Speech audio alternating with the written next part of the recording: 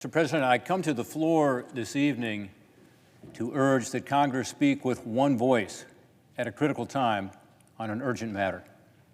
The fight for freedom is being waged in Ukraine right now, and the outcome is going to have profound effects, not just in Eastern Europe, but around the globe.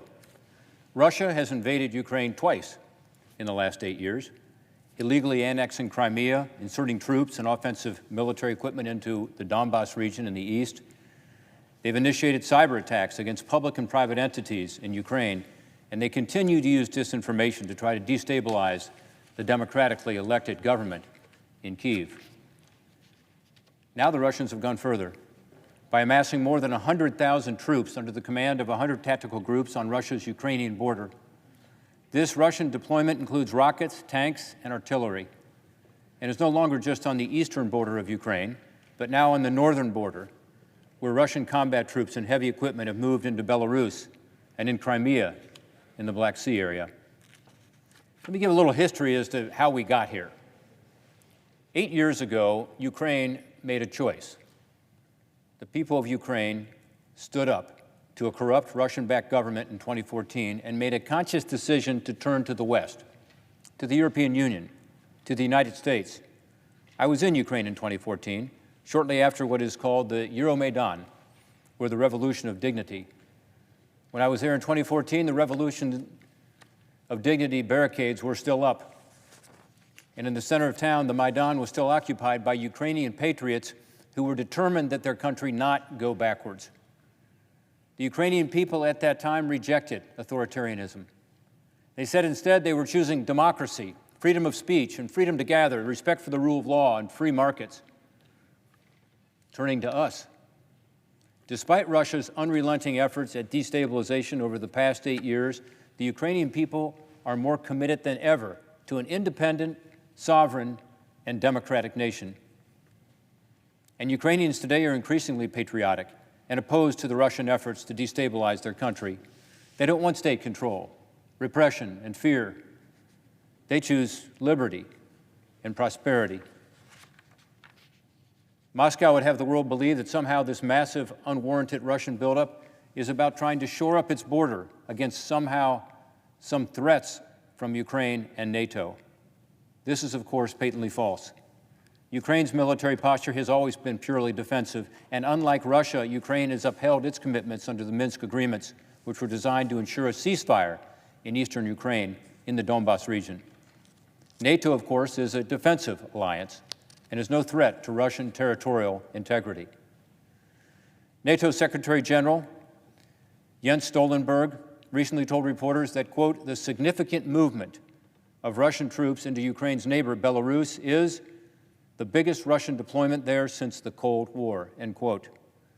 And Russian troop numbers in Belarus are likely to climb to 30,000 with the backing of special forces, advanced fighter jets, short-range ballistic missiles, and S-400 ground-to-air missile defense systems. This is new. By the way, Ukraine's not asking for us to fight these wars for them. They have been in a war with Russia over the past 8 years. They have lost over 14,000 Ukrainians to this battle, including at the line of contact where there's been a hot conflict. I've been to the line of contact.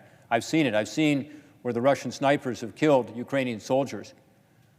I've talked to the soldiers from Ukraine who are determined, committed, and patriotic.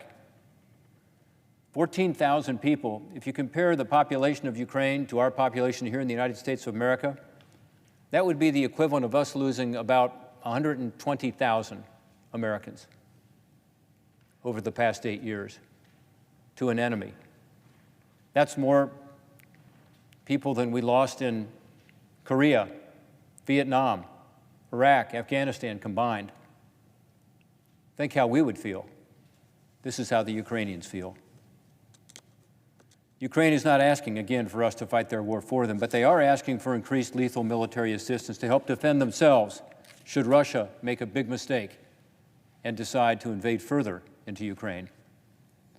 When it comes to our allies, I've been pleased that most have really stepped up to help Ukraine during this crisis. The British have provided anti-tank missiles. When I was in Ukraine recently with a congressional delegation, as we left the airport, This was about 3 weeks ago. A cargo plane arrived, an American-made cargo plane, with weapons from the UK. The United Kingdom was providing anti-tank weapons to Ukraine. I saw them being unloaded, and I saw the smiles on the faces of the Ukrainians, knowing that this will give them a better chance to defend themselves. We appreciate the Brits. The Canadians have helped, specifically recently providing important training on some of the new equipment they're getting.